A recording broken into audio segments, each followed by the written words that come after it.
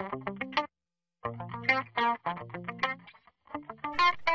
the push movement is a really important part of what we do for our workout. We've already done some really good work for the legs.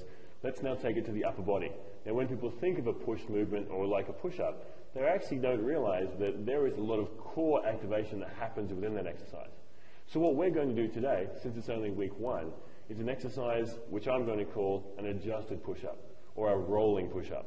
We're going to go hands here, and I'm going to go, I'm going to show a couple on knees and then I'll show them on toes. Basically what I'm going to do is I'm going to go push up to a third and then roll back, and then push ups 2/3 of the way and then roll back.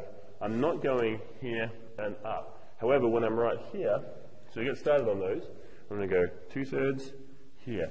What I'm doing is I'm backing up out of that push-up. I'm backing up out of that push-up. As I drop down, I'm back up. As I drop down, so I'm going 1/3 of the way down and then 2/3 of the way down. What you'll notice is with each one, when I hit the 1/3 of the point, the body is straight. When I hit the 2/3 point, the body is straight. I then drop that butt high, give me 1/3, give me 1/3. Good. Now just like with every exercise we've done, we're going to go 1/3 for the first one, 2/3 for the second one for one set, and then give yourself a quick break. In that 20 seconds, I want you to take a moment, check on your breathing. Did you hold your breath during that exercise? It's really important that you keep that breathing going. Breathing in as you drop down, breathing out on the push. Generally speaking, you want to breathe out on the push, on the stand up from a squat or from the push up of an exercise. When you're pulling movements, it's actually going to switch around and be the opposite. But you'll see that in the next exercise. So now, I'm going to come back here again. If I'm on toes, I'm going to go 1/3, drop it back, 2/3, drop it back. What I'm doing is I'm just making it nice and easy for my body to get down and work with that core and really activate things in such a way that I'm not overwhelming the chest too much for week 1. I want you to be able to use these muscles again tomorrow. If we totally overwhelm the body such that we can't use them at all the next day, then what actually happens is we negate any efforts we get or any results we get from this exercise. What I mean to say is that with this exercise, we might burn X amount of calories given that it is a nice full body movement. However, if we don't use any calories the next day because we can't move, then we've undone anything that we were doing here. Drop down the last 2/3 and up. Very cool. That's the push-up, 1/3, 2/3, with an adjust or a rolling finish.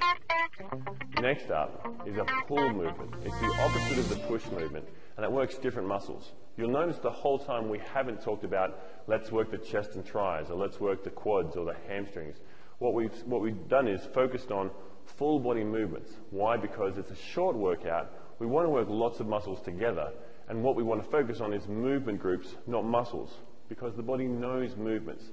It doesn't necessarily work muscle by muscle, unless you're looking to be a bodybuilder, in which case this is not the workout for you. This workout is going to build long, lean muscles and give us real-world strength, which will help us enjoy the things that we want to enjoy in the real world. This exercise, and all the exercises you're doing, are focused on lots of muscles working together in the ways that the body is designed to work.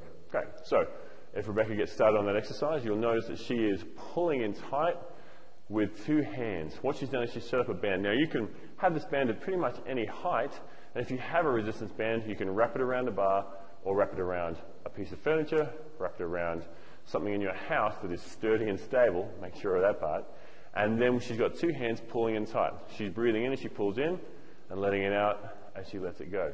She's also allowing the shoulder blades to round forward a little bit as the arms go straight, and then pulling the shoulder blades together as she pulls back, almost as if she was trying to squeeze a grape between those shoulder blades. You'll notice that her core is nice and tight here. She's got a split stance. The split stance is an important part. Good, rest up, Becca. So now she's going to take a 20-second rest, and she's going to have other foot forward for the second set. Resistance bands are interesting in that the further you step back, the harder they get. The closer you are, the easier they're going to get. Find the range that's right for you for about a 50-second set, which is what we're doing for most of these exercises. Great. So for a second set, she's kicking in, and she's going to pull. The same principles apply. She's keeping the shoulders low, keeping a straight line between the hips, mid-back, and head. She's not looking up, she's not looking down. And she's breathing in, breathing out, breathing in, breathing out. She has this split stance in the base of the body where both knees are bent, the feet are balanced between the two, and she is making sure that all of the body is engaged in this movement, which is a pull movement focusing on the back and all sorts of muscles in the arms, but really, with the way she's doing it, it's a full body workout. And she's doing a great job of it. Nice. Give me 3 more, Becca. Beautiful. 3 and 2 and 1. Good. Rest up, and you rest up at home as well. Great. Get ready for this next exercise, which is one of my personal favorites. All right, our next exercise is a squat with a rotation. So we're going to go back to that original squat movement, but we're going to add a twist, working all the muscles through the core, the internal and external obliques, everything that's responsible for tightening the waist and using rotational movements in real life. So we're going to put hands behind the head, feet hip-width apart, squat and twist, squat and twist. We're alternating sides, and I want you to think about keeping a really long, tall spine, all those same points that we used in our first set of squats. So my core is pulled in tight. I'm sitting back with my rear end, making sure that those knees are not driving forward over the toes. We want our glutes and our quadriceps, the big muscles through the legs, working to power this movement. Good. We're just going to continue. Make sure you really feel those muscles working that span down between the ribs and the hips. You feel that twist happening all the way down the side. Give a little squeeze to those glutes as you stand up nice and tall. Good. Because we don't move just front to back in real life. So let's take a quick 20-second break. Take a few breaths. We're going to get ready for our next set. And again, I just want you to think about moving fluidly through those movements. Let's get down into a nice 90-degree squat and add that twist at the top. And here we go. Down and twist.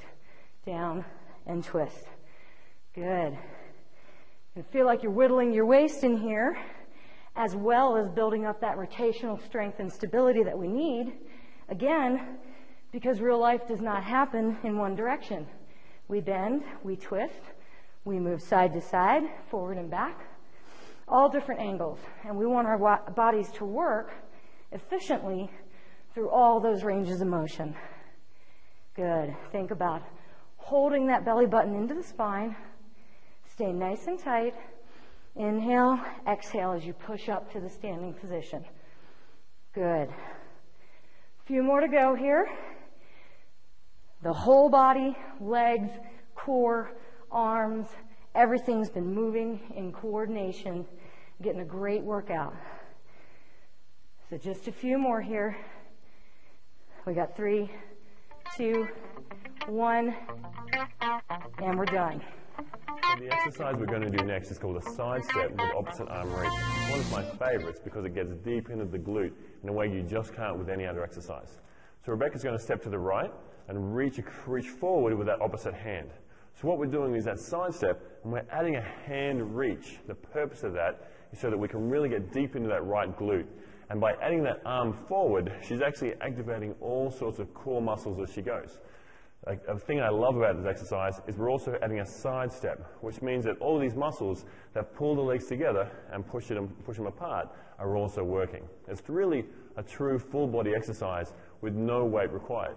While you're doing this, I'll emphasize the need to keep that lower back straight. You don't want it to dive forward too much, but you don't want it to round over. You want to feel as if you're tilting at the hips rather than rounding at the low back. Great. So as she's going, you'll also notice that she's keeping that head nice and neutral, and she's reaching forward with the left hand, extending out as if she were to grab something. Good. So take a quick break, shake him out, and then we're going to go to the other side. We're going to do the right side all at once, and then for the second set, the left side. Great. Let's see it. So what she's going to do is reach forward, same thing happens. The right leg is staying straight as the left knee bends. She's making sure that she tilts at the hips. She's making sure that she's breathing as she's going. So what I want you to do is I want you to breathe in, breathe out. Breathe in, breathe out. Breathe in, breathe out. It's a great way to make sure that you get the most out of your exercise is to really focus on that breathing. Really feel deep into the body. Try to notice on what's activating, what's not. As she's going side to side, you'll also notice that her feet are both pointing in the same direction. It's an important part of this exercise because if the feet round out, then you're actually shortening the glutes and not getting as much out of the hips. It sounds a little complicated, but all I want you to remember right now is keep the feet to the front and everything will be great. Good. And 3 more. 3, and 2, and 1. And she's done. It's that easy. The side step with opposite hand reach.